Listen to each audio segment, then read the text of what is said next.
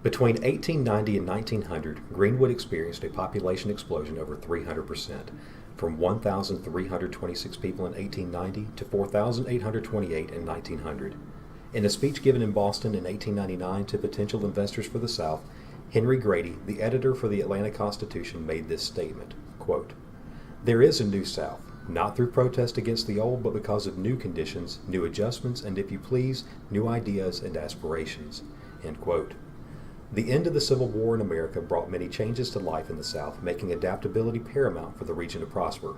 For Greenwood, that change came in the form of cotton mills. In order to understand those changes, one must evaluate the power that railroads brought to the area, the creation of the cotton mills, the roles of children, African American, and women in the mills, life in the mill village, and the resulting prosperity to the area. The first point to consider is how railroads brought power to Greenwood. Prior to the more extensive use of railways in 1890, the primary sources for distributing agricultural produce to market was by wagon loads and waterways. Most cotton was not used interregionally, but was shipped to southern seaports where it would be transferred to the Northeast or Europe. Between 1852 and 1929, Greenwood had 5 railways, which was more than anywhere else in the state. Greenville, Spartanburg, and Columbia had 3, and Charleston had 4 railways. The 5 in Greenwood were the Greenville and Columbia Railway, the Augusta and Knoxville Line, the Georgia, Carolina, and Northern Railway, which became part of the Seaport Airline Railway in 1901, the Ware-Shoals Railroad, and the Georgia and Florida Railroad. These were used to connect Greenwood to other surrounding areas and help to reduce freight charges. The next step is to evaluate the creation of the cotton mills. Greenwood was incorporated as a town in 1852. That's the same year that the first railroad came as well. In 1889, there were 2 building and loan companies which provided generous rates to borrowers.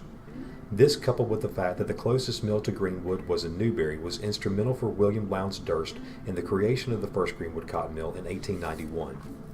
The 75 people that were employed by the Greenwood mill were responsible for processing 5 bales of cotton a day on an 85 looms. By 1900, there were 384 looms in use, and by 1905, with the addition of the second mill, that number increased to 485 looms.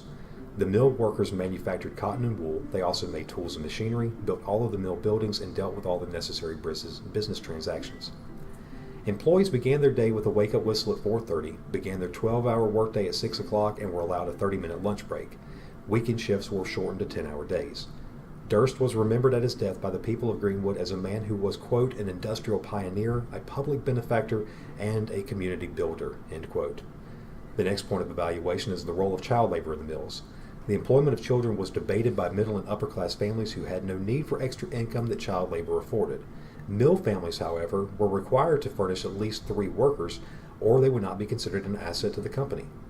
Statute law of South Carolina stated that no child under the age of 12 should be employed unless there are necessitating circumstances for work. With that in mind, 95 out of the 150 mills in the South reported that 289 boys and 206 girls were working under the age of 12. These statistics are presumed as being those with certificates for work. In 1903, South Carolina adopted a child labor law because of the potential and real harm that it did to children. Permanent injury and the normal growth that a child would develop through play and socialization with other children was taken away. One area in which the law lacked was that children were not required to go to school, allowing some who were not on the payroll to evade the law by claiming that they were helping out their big brothers and sisters, they were under the guise of being there for safety, or simply because they wanted to learn. The next step is the role of African Americans in the mills.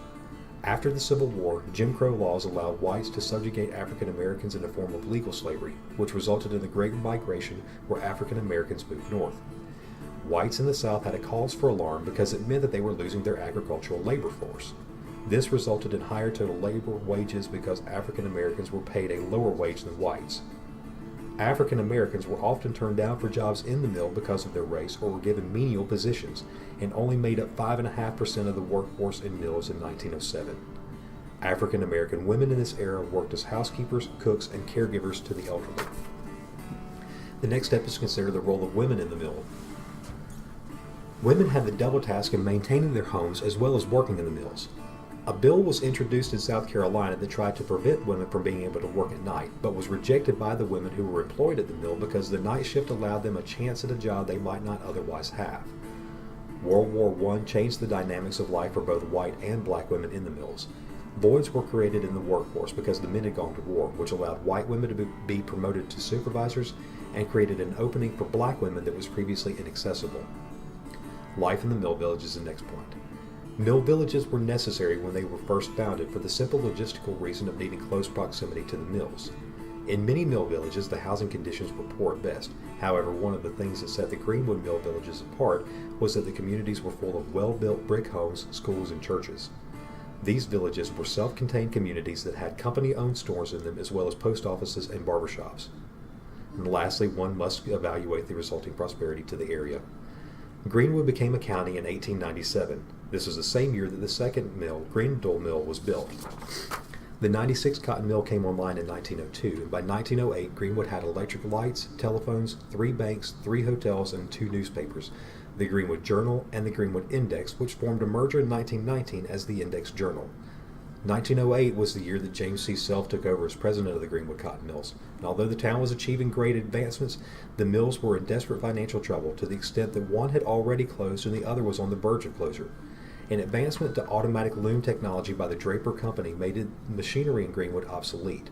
When Self took over as president, he went to Massachusetts and worked out a deal with George Draper in order to bring the Greenwood cotton mills up to modern standards. In the space of 2 years between 1910 and 12, the profits for Greenwood cotton mills went from $199.30 to an astonishing increase of $46,600. Panola Mill was opened in 1910 under the leadership of Samuel H. McGee and changed ownership to John Pope Abney in 1921, who had purchased both the Grindle and 96 mills from A. Foster McKissick in 1917. He was the founding president of Abney Mills. The philosophy of Greenwood Mills was to produce a quality item that was based on the demands of the customer. This proved to be of paramount importance in World War II when the government sought out poplin cloth for the military. Greenwood Mills produced over 100 million yards of poplin fabric and received the Army-Navy Production Award, or E Award, 4 times. The prosperity of the Greenwood Mills provided not only wealth for Self, it also allowed him to create a foundation in 1942 that bears his name, a foundation whose goal is to establish many forms of benevolence for the Greenwood area, including a hospital, and to, quote, foster, encourage, promote, support, carry on, or conduct research in any or all of the medical arts and sciences, end quote. Through the power that railroads brought to the area, the creation of the cotton mills, the roles of children, African American and women in the mills, life in the mill village, one can see Greenwood as a prime example of how an area was able to adapt and make the necessary changes after the Civil War from agrarian to industrial life, all of which resulted in prosperity to the area and allowed it to become a model of the New South.